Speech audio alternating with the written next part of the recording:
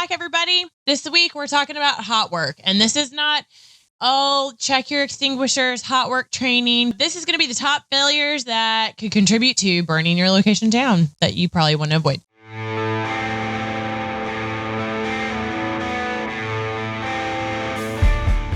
All right, welcome back. Welcome back. Here we are. Allen Safety YouTube channel. Topic, worker safety. Jojen. And just, again, want to reach out and say, hey, guys, thanks. Thanks for being part of our community. It's been a real ride. So thank you for sticking with us in the early years. And thanks for still believing in us and watching now. So these are top failures of hot work. Why did we pick this one? We have been to locations and literally a few weeks later, watched the building burn down because of somebody's hot work. Also, and you guys asked, but it was sad. And then, so we paid attention over the years. So this is not from last year. This is like years of stuff that we're like, these it's just accumulation of many things that we feel are contributing factors that, it's preventable. Right? So the very first one is one of the events we had was the contractor and or the employee doing Firewatch doesn't really know where they need to be for the 30 minutes. Where they're standing. Do I stand here? Do I stand over there? Because we'll assign them to be the 30-minute Firewatch or the 60-minute Firewatch. But what does that really mean? Well, think about the logistics of this real quick in your mind. Yeah. Most Firewatch training is either done in a classroom setting, maybe a little bit done outside. Correct. In terms of like if you actually shoot off an extinguisher. Otherwise, it may be a virtual extinguisher situation. And I don't know at what point we're ever like, hey, stand here. Correct. Next to this post. I had one a few months ago that had to be 50 feet where they were doing the hot work. First was standing there because the other hot work was there. Well, how many welds are we really talking? How many welds are we doing? We may have a Saturday where we're just going spot to spot to spot to spot. For hours. Your room. For hours. So how many Firewatches is that? That's correct. Do they move with the person or do they stay with the first one and do the 30 minutes? And you know what? The hot work programs don't say. They're not clear.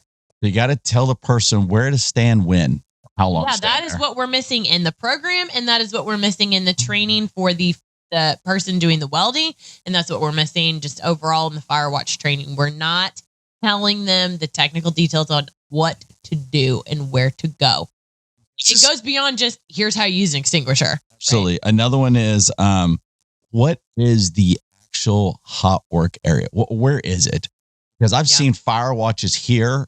And the hot work be way up there or way over there. And we're like, yeah, they're welding like in the ceiling and the person's on the ground. Yeah, you're like what are you seeing? That makes no sense. Temp gun, you can't even, that's not even really line of sight. You're just standing here and hoping the welder's like, hey, it's on fire. Can you help? Yeah. And then as the person performing the hot work, you got to look at what they're doing. So say they're in a confined space and they're doing hot work. I was just going to say, I'm thinking confined space. Do you really want the Firewatch jumping in or are you going to have a different policy for that? Well, and I think that the intent of the permit is supposed to kind of flush out some of those things. They're not. Right. The permits aren't capturing it. That's usually the method that we use to do kind of a pre-job hazard assessment. It's not catching this stuff. All right. And another one is, okay, so I've got to fill out this permit. I'm with you. And this project is going to take 8 hours. Yes. So I'm going to give you this permit from my desk. Good luck to you. Yes. So you're the supervisor. Yeah. So somehow that permit just became an 8-hour document that lives on its own. Well, that's what you did yesterday. We're going to continue the project today. Here's the permit for today. Yeah, and you're like, but how did you evaluate the 30-foot and 50-foot and extinguishers? There's no way. Again, it's where do they need to stand? How many should there be? That permit, we're all kind of, I think, under the assumption for whatever reason. I don't know why. I was when I first got into safety before I really knew what was going on. That there's only like one Firewatch, like one Firewatch per person welding. Like it's someone welding, and then there's a Firewatch with them. It's 2 people, and that's not true. Right. That's not true necessarily. Well, another one you have is not an absolute is footage. So I'm going to be 200 feet away. So it's a 30-minute Firewatch for 200 feet, or is it 30-minute Firewatch for this 5 feet where we did the first one? Because what happens is if I travel, like you talked about earlier, with the footage of the 200 feet, because I'm making sure they don't go in the wrong area, I'm not controlling the other part now. Pins, think hog barns, think conveyor systems, drops below systems, and I'm installing new equipment or partying on conveyors or something. I mean, just really think if you had to go in and you were going to overhaul and repair stuff, right? It could be huge distance that one welder can travel because they're not going to stay there with their first weld. That doesn't make any sense. So they're covering a massive area. So how many permits do you need? Because that's what you got to be asking. Then you're saying that you've got to also have a 35-foot clearance around each one of those welds. And theoretically, if you're giving me your permit from your office and I'm walking out there and it's pre-signed, which obviously we all know is wrong. We're not advocating. Just the point of it is it's a risk, and we've seen it. We've seen that happen. And so just how are you making sure the final weld that's 200 foot away still meets the intent of the permit, which is 35 foot clear? All these things are in place. We did the hazard analysis. We're good about doing that process and filling out the permit for the first weld. But once you start getting multiple welds, all that stuff falls off.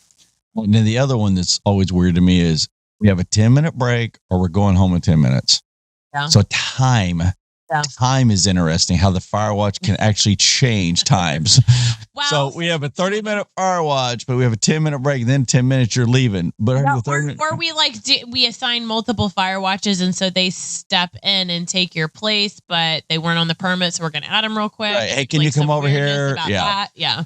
Or we're leaving today and we're a contractor. Can the host now manage it? Like, okay, but can they take over? It was your hot work. It was your people. It was your everything, your liability, everything. I never said, the plant didn't, or the location didn't sign off on the permit. It's a contractor's supervisor that signed off. So why am I now adding my people to be the Firewatch and you're headed out so that you don't charge me overtime or double time or whatever? It gets really weird. So part of it is really planning.